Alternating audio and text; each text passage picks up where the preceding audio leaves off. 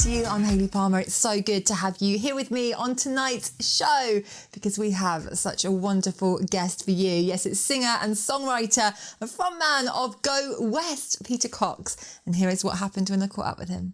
Peter, it's great to have you on the show. How are you? I'm very well, thank you, Hayley. How are you? I'm very good indeed, and it's a real pleasure to have you here. What have you been up to your end? Well, we finally got back to gigging after a long time away, same as everybody else. So we did some festivals as Go West this year, and we just played this last weekend our final show of the year, which was a blast, our second indoor show.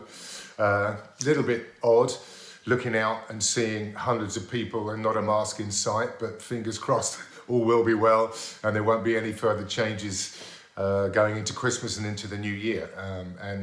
Aside from that, I've been writing some songs at home and recording remotely, again, like many other people, but it's been a really interesting experience trying to put a positive spin on things. Yeah, no, absolutely. And what's it like getting back out there again? I mean, performing, you don't take it for granted anymore, do you? Not that you ever did, but for us as well as viewers, it really is magical getting back out there, isn't it?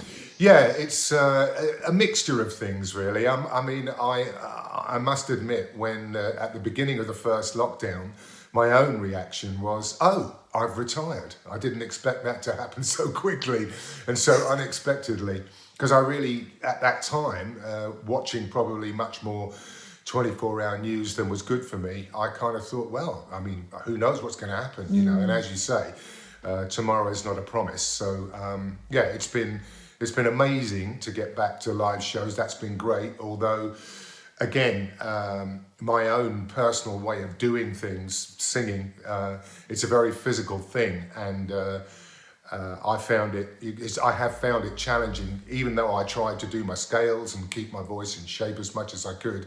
There's nothing the same as standing in front of a roaring band, which is the way I've always done it my whole career. And when you're away from that for months on end, getting back into it is an adjustment. But thankfully, everything seems to be working as it should. Absolutely. Well, we're going to go into the first song on this evening's show. We Close Our Eyes became a top 5 hit in the UK singles charts in 1985. Godley and Cream directed this. You were constantly on MTV. Yes. How did it feel when you were on so many TV screens around the world? Yeah, it was strange. It was right in the infancy of MTV, and to get Godley and Cream, certainly in the US MTV, to get Godley and Cream as the directors of your first video was something of a coup. But I will say that that video cost more than the recording of the entire first Go West album, which just, you know, things are different now, but in those days, in the 80s, and the age of excess, and people were throwing money around. So obviously we were very lucky to have such experienced directors, and they were very clever in the sense that they knew that neither Richard nor I had very little performing experience and almost no experience on camera, really. So they knew what they were getting into, and they were very careful to guide us, direct us, shout at us, whatever it took really to get a performance. But when Richard and I first started in the studio making our album, we really felt as if we were living the dream, finally making a record for real. Even if it was in modest surroundings. And we never really had, probably to our own cost, we didn't really have too much ambition in the sense of, well, what's the next thing? So when you ask, how did it feel to be on TV screens around the world?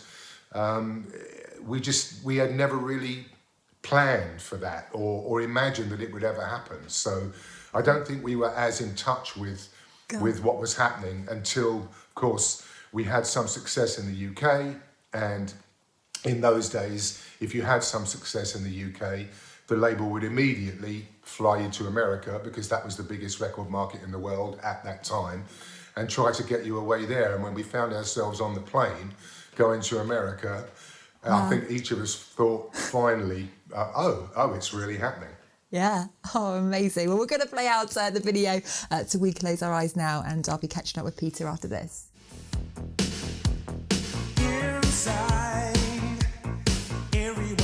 Now I want to talk about your new exciting single. It's called Too Far Gone, and I know that you've been recording this with the original Go West producer, haven't you? Yes, that's right. I've been working with a couple of guys, but I'm still working with Gary Stevenson, who produced the first two Go West albums, the successful one and the unsuccessful one. Bless him. But I've known Gary for 35 years plus, so he gives me all kind of leeway to have involvement and make creative choices, even though we are distanced by COVID restrictions.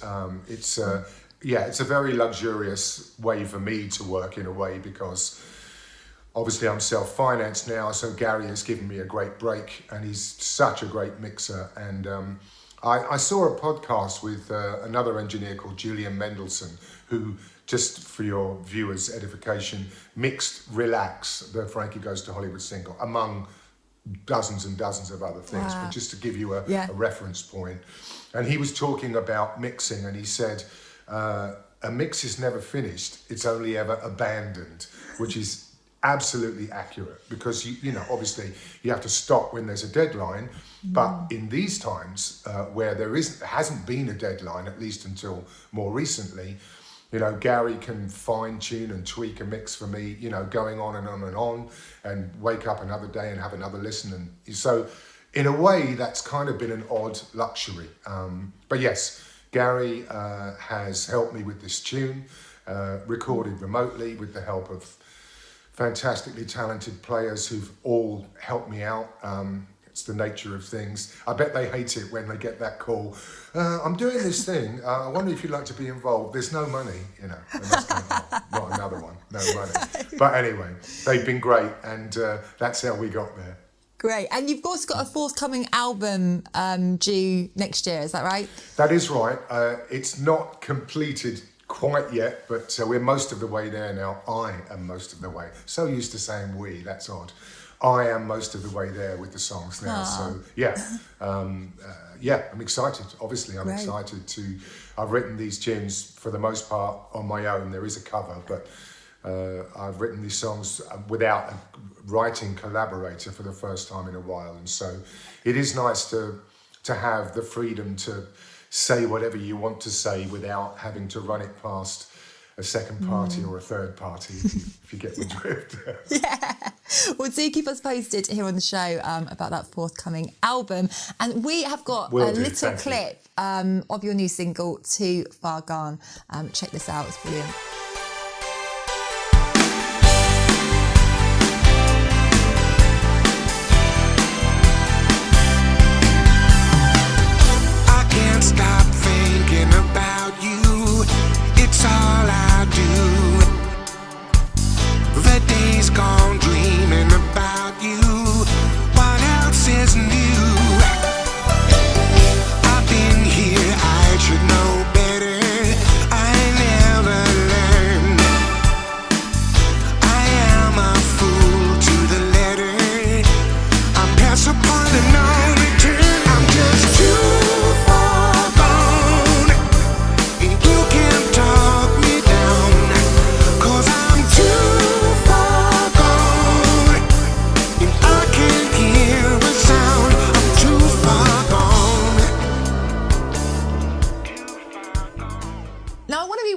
How everything started, Peter, because am I right in saying that you started singing in the school choir at Hampton Court Palace? Nearly. I was in the school choir at Hampton Grammar School that was then.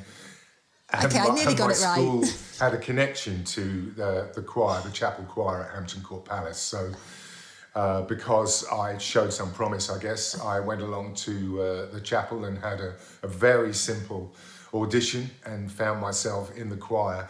I'm sure that if the choir exists today, it's much more difficult to get in than it was then. But it was a really useful ear training tool to be in the choir, because I was quite a sensitive kid, and my main agenda was not to be the one that was holding things up. And there would be rehearsals each week, and I would be handed the choral music. And I mean, I read music at a very simple level. I certainly don't read music well enough to see the dots on the paper and to sing the melody. So for me, it became a challenge of how quickly could I pick the thing up by ear so that I didn't hold up the process. And that's proved to be a really useful tool right up to the present day, really. Yeah, absolutely. And talk me through those days when you met Richard, because was it right that you met in a residency in Sheffield? Have I got that bit right? Not exactly. We were both. Okay. We were both influenced by a blues rock band called Free, way before your time. Paul Rodgers is the singer, was the singer. Still one of my very favourite singers, the best singer this country's ever produced, in my less than humble opinion. So I read a review of Richard's band in the local paper, and clearly they were playing very similar kind of songs to the one that my band was playing, to the ones that my band was playing. So I went along to see them in rehearsal, because neither of us were doing too many gigs, much more about rehearsal really, and having fun and sitting in the pub drinking beer, telling ourselves that we were going to be the next big thing. But anyway, I went to see Richard's band rehearse. And we had a chat at the end of his rehearsal, and he asked me if I had a demo tape, which I did, and I gave it to him, and he heard my voice, and he's told this story himself. Obviously, thought I had a decent voice, and then not too long after that, I got my residency gig in Sheffield. This is called paying your dues, ladies and gentlemen. But Level 42 came out of that same chain of venues, I believe. So I was in residency in Sheffield, and Richard was working for what he calls a free sheet, a free advertising newspaper that comes through your letterbox, or did do at that time. And he would drive up to Sheffield every other weekend with all the new music, all the new albums he'd bought and videos that he had recorded. Again, these are all such things of the past now. But anyway, that's what we did. And he would come up to Sheffield and spend the weekend, and we'd stay up too late and drink cheap wine and watch videos and listen to music. And Sounds good, it was around that time that we finally started writing, but not in a way that, right, we're going to write songs and then we're going to do this and we're going to get a record in. We were just writing songs for fun, really. But that was the time that we spent in Sheffield, yeah. Wow. And did you ever think that you'd have so much incredible success? I mean, I guess you just can't ever foresee that, right? Exactly. As I said earlier, we were in the studio making that first record, and in a modest way, we had kind of realised all our dreams. Wow, we're making a record. It was such a fantastic time. And to our label's credit, and even our publisher's credit, we didn't have really that much interference. There was no record label person standing behind us going, oh no, we don't think that's a good idea or whatever, because our A&R man was in America.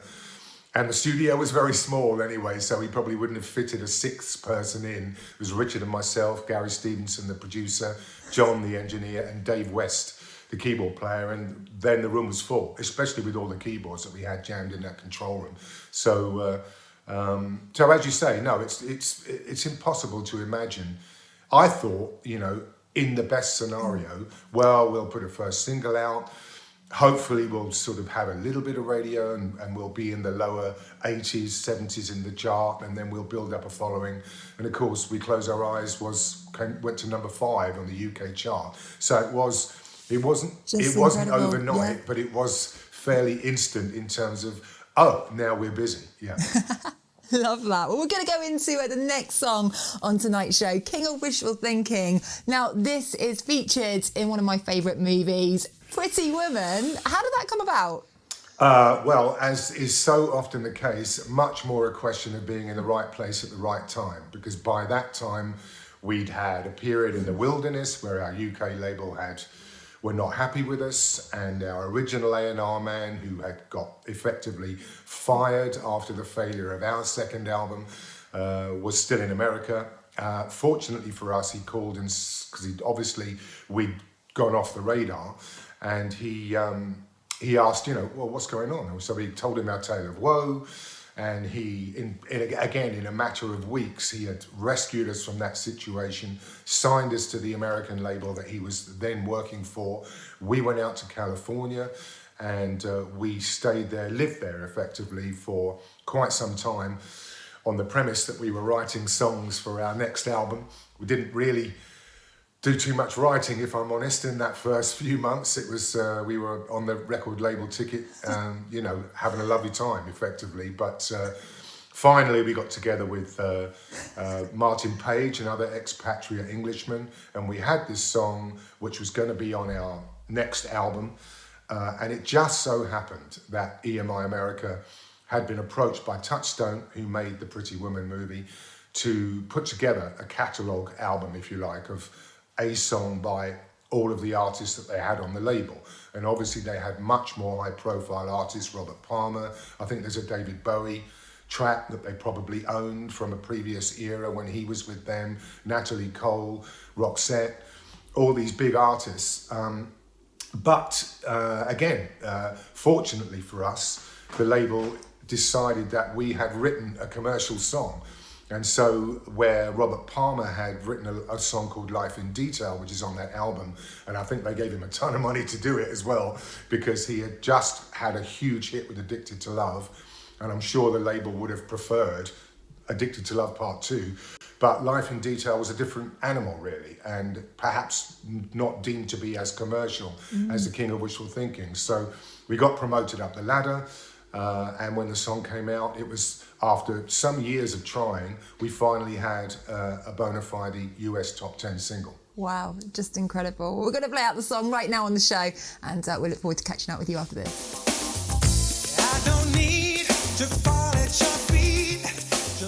Now, we have got some questions from some of our lovely viewers. Angela says, what was it like when Go West were named Best Newcomer at the 1986 Brit Awards? Yeah, I think that's my one time on an awards stage. But it was absolutely amazing. And I think, I remember reading in the press that it was suggested that we must have known that we had won. And actually, some people from the label had said to us earlier in the evening, do you want to know what the result is? And we said no. And as Richard has often said in interview, he thought that AHA would surely have won it. But of course, AHA are not a British act, so they couldn't have won it. But we did think, you know, without putting two and two together and making four, unfortunately, yeah, we did think that they'd probably won it. So when it was announced that we had won it, it was actually a genuine surprise. And I've seen many an awards ceremony since then where the recipient has obviously and correctly been coached to say, if you win, then you need to thank all these people, and of course we didn't do any of that because we hadn't made any kind of plan. We just got up there and made fools of ourselves. But it was a genuine reaction, and amazing, amazing to have won a Brit. Yeah, absolutely. Good times. Yes, good times. Incredible. And Pam says, good times. And Pam says, do you and Richard ever argue? Oh yeah. There's a lot. There's a lot of absolutely. There's a lot of water under that bridge. But even at the beginning, the process of collaborating and writing, the way that Richard and I have always worked, is not a situation where one of us writes the music and the other writes the lyrics. We're involved in all aspects together. And of course, when you're trying to write the words, for example, of a song, you're obviously not always going to have exactly the same idea or be on the same wavelength. And that inevitably leads to banging of heads. That's always been our writing process. So when that's working as well as it can, you hope that the end result is the best of what each of us has to put in, and you get a good song out of it. But it can definitely be fractious. And that's probably not the only thing we argue about, but there's enough, there's plenty of arguing. Don't you worry about it. I like that. We need to get Richard on the show as well.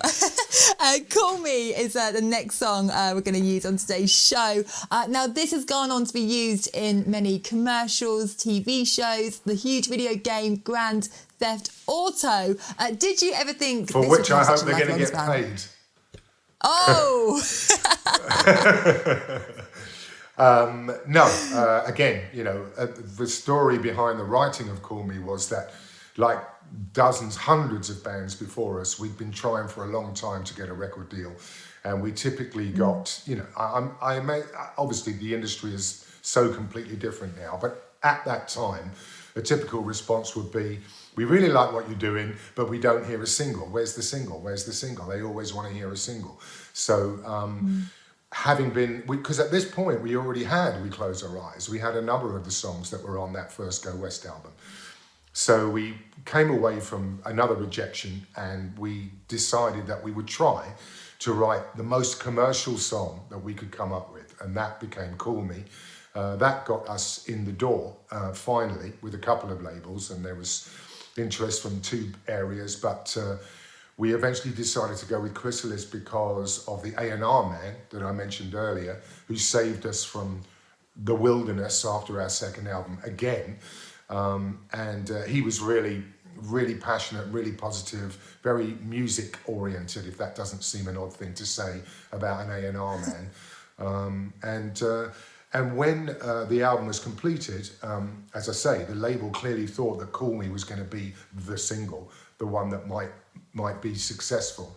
But they didn't want it to be the first single from the album because they were afraid might get lost in the wash, the one song that they felt good about. So they invited Richard and me to choose our favourite song from the album. So we chose We Close Our Eyes. It was the most successful song, so we were vindicated. But that's the story of Call Me anyway. Ah, love that. We're going to play out Call Me right on the show now. See you after.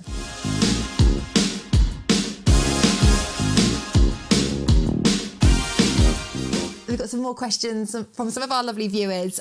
Kelly says, if music hadn't have worked out for you, what would you be doing today? Well, I know they say...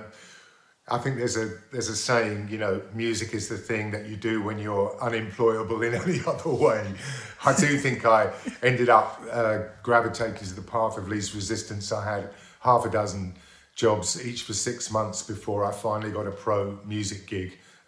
So if I talk about any other job, I think it's more likely to be one that I would like to have had rather than one I actually would have had. I don't know what the reality would have been, but I lived in America for some time, and while I was there, I caught the basketball bug really badly. I know basketball is an instant sign of boredom for most people in the UK, but I was really passionate about it for a couple of years there, and I thought how cool it would be to be, let's say, the Lakers announcer, because the Lakers had a commentator who would travel with the team to whichever city they were playing in and call the game. So while that would never have happened in real life, that's a nice fantasy job. I like that. And Kim says, what has been your most proud moment to date? Most proud moment? Well, obviously, winning the Brit in '86 would be up there. It's not every day, and certainly in my case, it's not every day that you're accepting an award. So that would definitely be one of them. Played Radio City Music Hall. I mean, there's something to be said for, I think we did 3 nights at what is now the Apollo in Hammersmith in London. And I'm from the London suburbs originally, so in a way, that was the local big gig for me when I was going to see bands. So to do those shows and be on the stage to sell out, at that time at least, screaming audiences was, that was a really good feeling. I've been lucky. I've had a number of things to be proud of and happy about, but I won't make it a long list. No, I love that. And we're going to play out What You Won't Do for Love. What memories does this song bring back for you? Well, again, I mentioned our A&R man who was instrumental, obviously, in many stages of our career. And we had been recording in California for our Indian Summer album with Peter Wolf, Austrian guy, super talented, played in Frank Zappa's band, you name it, done it, he's done it. But with the greatest of respect, he's not the cheapest producer in the world. And Ron said to us, our A&R man, Ron Fair, said, look, you can do 2 more songs with Peter, or you can do 6 songs with me for the same budget, effectively. So obviously we wanted to it was time to perhaps stretch out and do something and see what Ron could do and have more freedom to experiment and fail, possibly. And it was Ron's suggestion that we record What You Won't Do for Love. And I must say that I hadn't realised how successful a song it had been prior to it. I wasn't familiar with it. If I'd known how successful a song it had been, I might have been less willing to have a go at it, because you wouldn't necessarily be in a hurry to do a Stevie Wonder cover, for example. If Stevie's recorded it, I mean, how could you? From my point of view, anyway, it'd be difficult to think that you could even compete. So, but I wasn't familiar with the song, and I mean, it came out pretty well. I could talk for ages about the recording process because we used a fantastic horn section. But it was Ron's idea.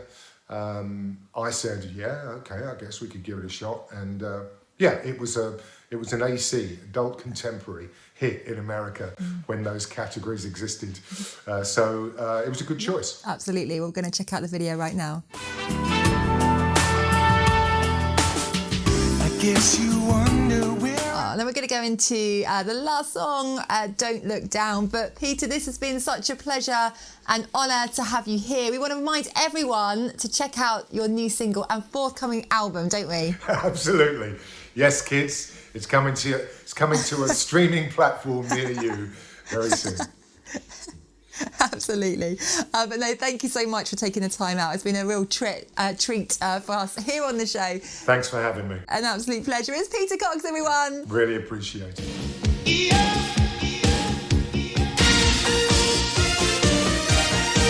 Thank you, Peter Cox, for being such a wonderful guest on tonight's show. And thank you to you at home for supporting the show. It's so appreciated. Thank you. Now, I will see you same time, same place next week, and we're going to leave you with Saturday Night Song of the Week. Hi, Hayley, Limahl here. I've done something naughty. I've opened one of my Christmas presents early. But if you play my video tonight, I'll share it with you. It's chocolate. Do we have a deal?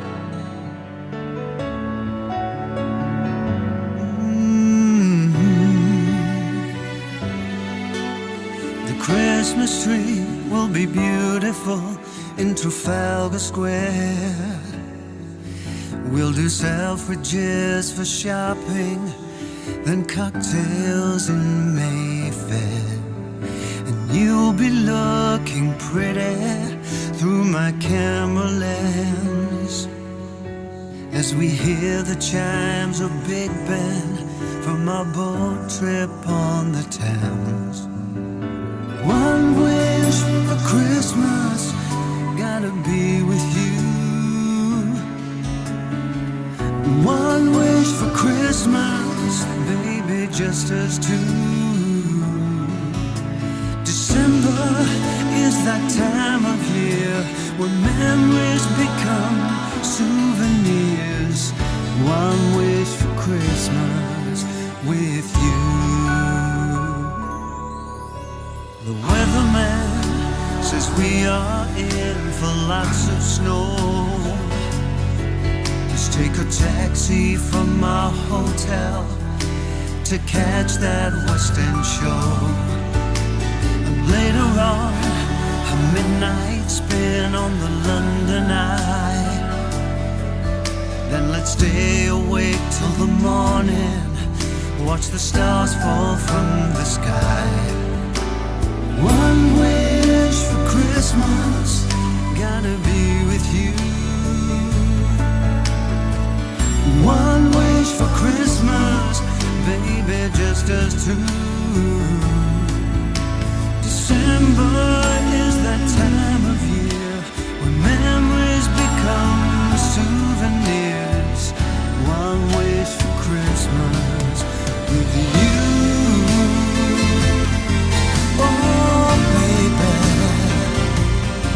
Me and you, oh darling,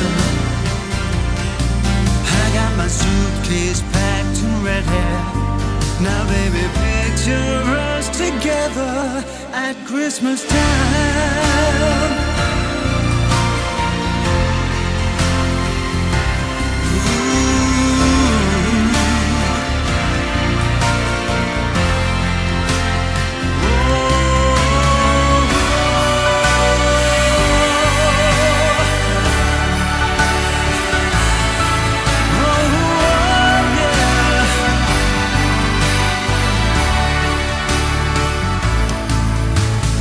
December is that time of year when memories become souvenirs. December, just forget your fears and cherish those we hold so dear.